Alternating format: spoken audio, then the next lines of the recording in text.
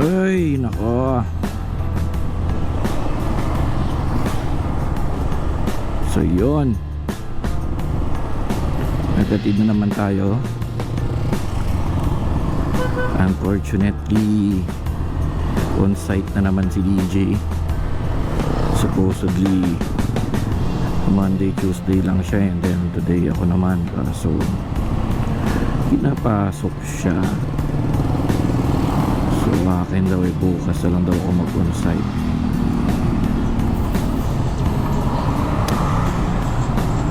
On site para sa i-interviewin na magde-demo teach.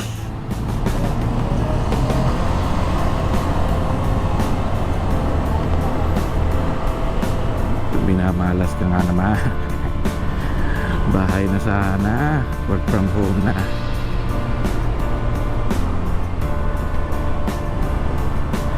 Napurnada pa.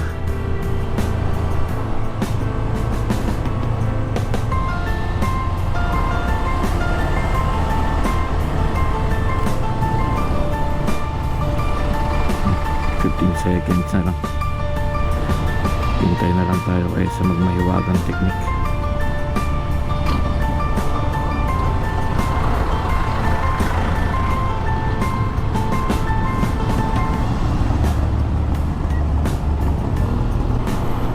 So ayun, excited pa naman ako mag-on-site. Excited pa naman ako gawin yung trabaho na gagawin sa office na ginagawa din naman same sa bahay. Mag-on-site para gawin yung trabaho na ginagawa lang din sa bahay, ano?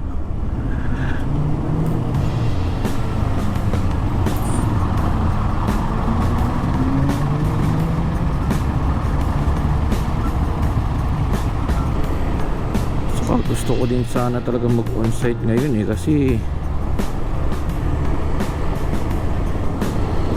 ngayon kasama ko yung isang QA din sa account namin.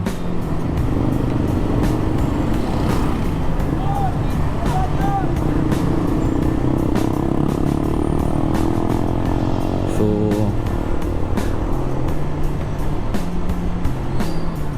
technically tatlo kaming QA sa account namin. Yung isa, si Eunice, is kahapon nag-on-site. Schedule niya is Tuesday, and then si Ella today. So gusto ko sanang mag-on-site na may kasama para naman, diba, hindi boring. Plus same na nga lang din yung ginagawa namin sa bahay sa pagpunta ng on-site. Mainam na rin na makabanding mo yung kasama mo sa team. So dapat Monday talaga yung schedule ko.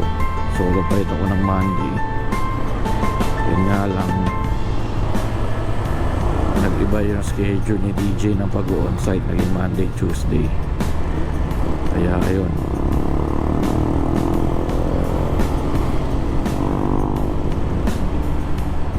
subukan solo flight.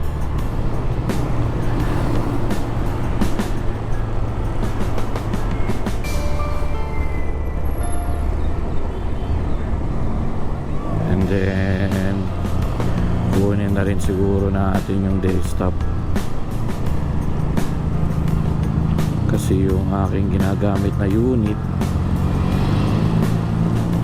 right now is laptop.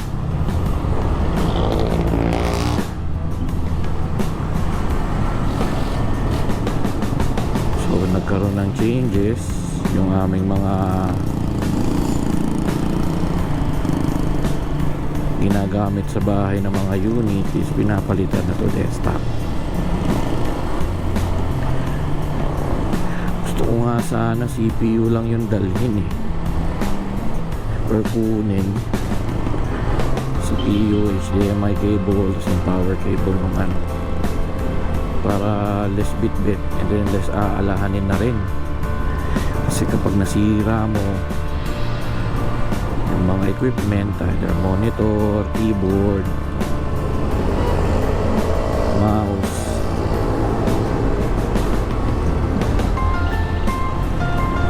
siguradong bayad.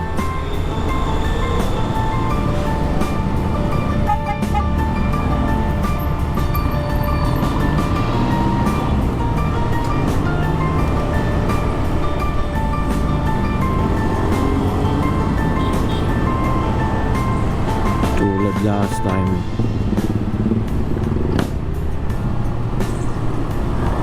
wala kaming kaalam-alam, bigla na lang nasira yung laptop ni DJ. Yung screen ng laptop parang naging pixelated, di naman nagbagsakan, di naman siya nahulog. Siguro kakabukas sara nung ano. So hindi naman natin alam kung kasalanan talaga namin o hindi, pero bayad siya ng 8,000 pagpapaayos.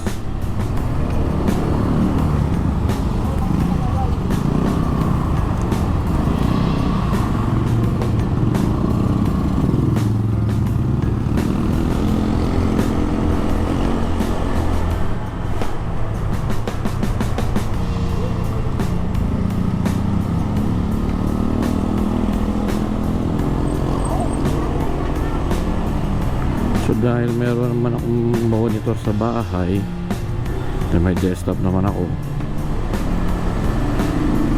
extra monitor din naman ako, yun lang yung gagamitin ko. Keyboard meron din, mouse meron din.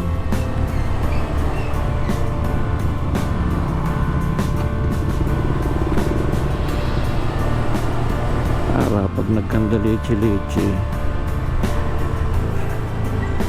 equipment ko yung gamit, masira man yung keyboard, masira yung monitor,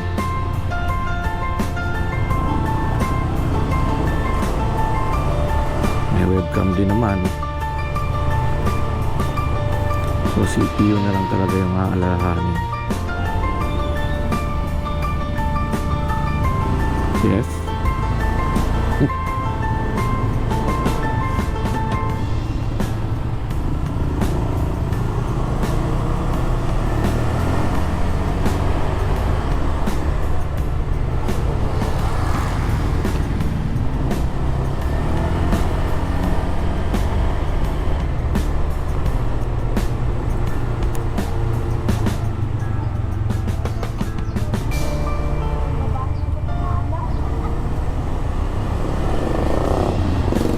Sinabihan ata si DJ na after nung interview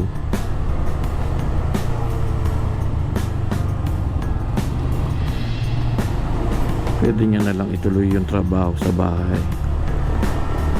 So yung mga ganong tipo dapat ginagawa na lang ng paraan sa office, like kung pwede namang i-virtual yung pagde-demo teach.